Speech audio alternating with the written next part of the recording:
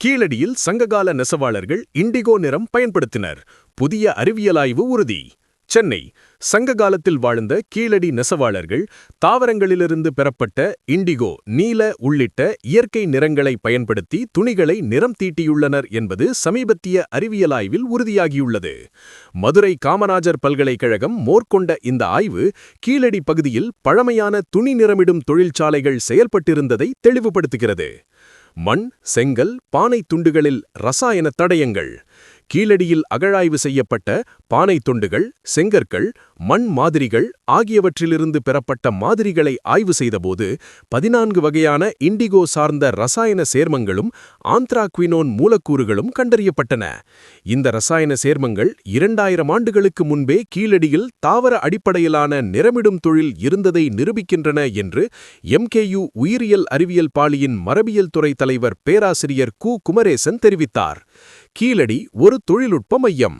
அகழாய்வில் கண்டுபிடிக்கப்பட்ட அடுப்பை போன்ற அமைப்பு, மண் குழாய்கள், சிராமிக் பாத்திரங்கள் ஆகியவை திரவங்களையும் வெப்பத்தையும் கட்டுப்படுத்தி இயங்கும் தொழில்நுட்ப அமைப்பு இருந்ததற்கான சான்றுகள் என தொல்லியலாளர்கள் தெரிவித்துள்ளனர். உலகளாவிய ஒப்பீடு. ஆந்த்ராக்வினோன் அடிப்படையிலான நிறங்கள். பழங்கால எகிப்திய துணிகள், ரோமானிய கால ஆடைகள், ஐரோப்பிய நடுக்கால துணிகள், ஆசியா மற்றும் ஐரோப்பாவில் கண்டெடுக்கப்பட்ட பல்வேறு நிறமிடப்பட்ட பொருட்கள் இவற்றில் ஏற்கனவே கண்டறியப்பட்டுள்ளன.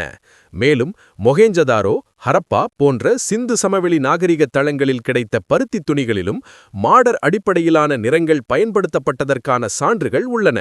சங்க இலக்கியமும் உறுதி செய்கிறது.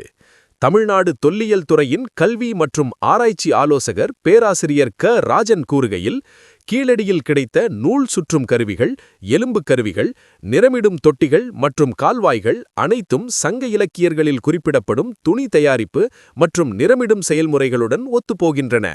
மொதிய தொழில்நுட்ப ஆய்வு. இந்த ஆய்வில் கேஸ் குரோமாட்டோகிராஃபி, மாஸ் ஸ்பெக்ட்ராஸ்கோபி என்ற மொதிய தொழில்நுட்பம் பயன்படுத்தப்பட்டு பழங்காலத்தில் பாதுகாக்கப்பட்ட ரசாயன மூலக்கூறுகள் கண்டறியப்பட்டன. அதில் முக்கியமாக கண்டறியப்பட்டவை அலிசாரின், புர்புரின், எமோடின், கிரைசோஃபானால், ரைன். உள்ளூர் தாவரங்களே நிறத்தின் மூலாதாரம்.